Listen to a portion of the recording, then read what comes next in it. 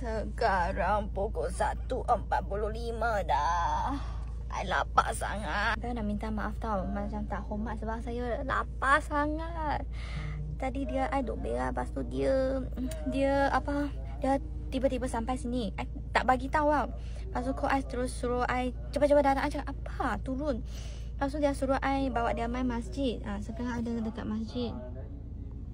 Lepas tu I sekarang lapar sangat. Gastrik I tak tahu ada macam ada apa sebelum atau selepas solat tak boleh makan ke kena kena puasa ke tak. Sebab I tak tahu sampai pukul berapa apa. Hey!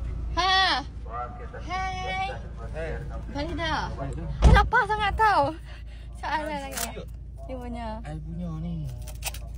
Lapar, I tak tahu boleh makan ke tak. Boleh Dah lah. ada solat baik-baik ya? Ha? Ada solat baik-baik ya? Ada dengar? Solat lah. Dia kena solat. Oh, you live ke apa? Dah, I tak ada live. I saja tanya, I lapar. I tak. ada. Jangan lapar. I gastrik sampai sekarang pagi, sampai sekarang I belum makan. Jom Akal lah. Sebelum I main okey je. Nye.